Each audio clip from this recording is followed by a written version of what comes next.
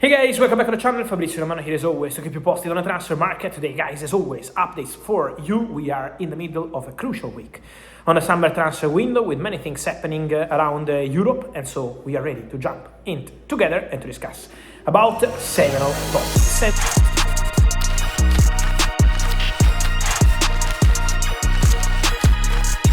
Today guys, I want to start where I finished with my last video coming here on the channel, and it was about an Italian talent, Marco Palestra, a very good talent, one of the probably best young talents we have in the Italian Serie A. He did fantastic at Cagliari on loan from Atalanta, as I mentioned before, Defender of the Year, and now Chelsea, while I'm recording this video late night in Europe, late evening in the US, Chelsea are closing every details of the deal for Marco Palestra. The Here We Go is coming. Chelsea and Atalanta have an agreement in place for a transfer fee, a total package over 50 million euros plus add-ons and sell-on clause. So Chelsea have accepted to include also a sell-on clause as part of the deal. Atalanta wanted this sell-on clause from Inter at the beginning and now also from Chelsea because they believe that Marco Palestra one day could be worth in excess of 55-60 million euros, and so they wanted this sell-on clause to be included,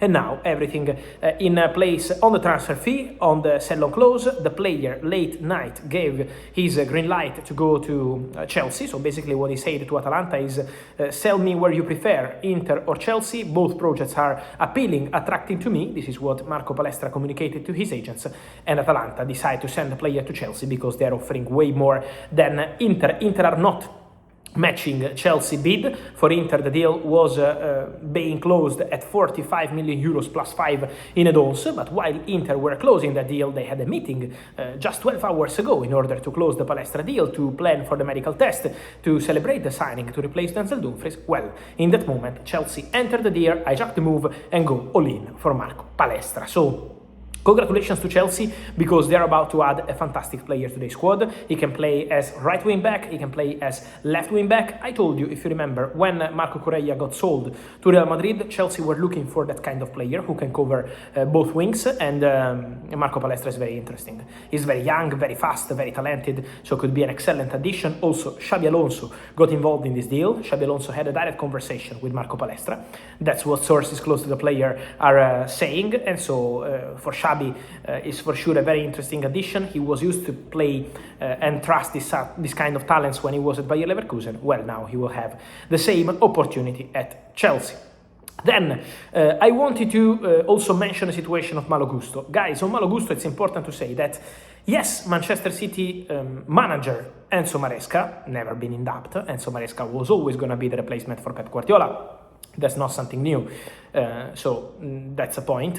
Enzo Maresca has a very good relationship with Malo Gusto, that's the reality. Enzo Maresca has a very good connection with Malo Gusto and appreciates the player, but at the moment I'm not aware of Manchester City opening concrete talks or negotiations for Malo Gusto. My understanding is that Manchester City appreciate the player, but at the moment they have not reached out to Chelsea in order to ask for Malo Gusto. Let's see if a proposal comes, because now Chelsea have Palestra, who can play on the right and also on the left, but Chelsea also have Reece James and Malo Gusto, and they are not playing European football, so it's going to be important to understand what they want to do.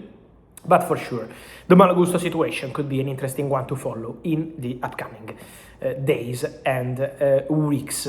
Talking about interesting cases to follow and talking about interesting stories to consider on Manchester City, let me mention that they keep working. I know it's gone a bit quiet on the media, but they keep working on Elliot Anderson as new midfielder.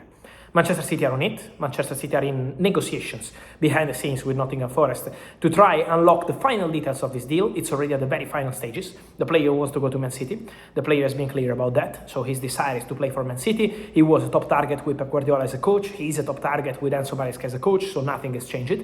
Now Man City working hard behind the scenes to close this deal for Elliot Anderson. It's still ongoing, it's still underway, and the story is absolutely on. So keep close eye to this possibility. Then I also wanted to mention to you guys two more cases of the summer transfer window. One is regarding Matheus Fernandes. Many questions over the last 24 hours because many of you asking me, it's true that it's done with Tottenham, it's true that it's no longer going to Man United. Last week it's true that it's done with Man United, it's true that it's done with the other club, Real Madrid and all the rest. Guys, I told you in a video, and I think this version is now almost everywhere in the media, but let me be clear on this. West Ham will sell Matheus Fernandes to the club offering the best money. So West Ham don't care if it's called Tottenham, Man United, Real Madrid, or whatever. Manchester United have been in talks with the agent of the player for a long time, and Man United also had direct contacts with West Ham. So Man United are working hard on this deal for Matheus Fernandes, and that remains my information. Man United are there. Tottenham are also there, because Tottenham are pushing, in a separate story compared to Sandro Tonali. Sandro Tonali is still there. So Tottenham are working on it, and Manchester United are working on it. Real Madrid, the name was indicated by Jose Mourinho, but at the moment is still not advancing. But West Ham communicated to those close to the player, bring us the proposals. We start at £85 million.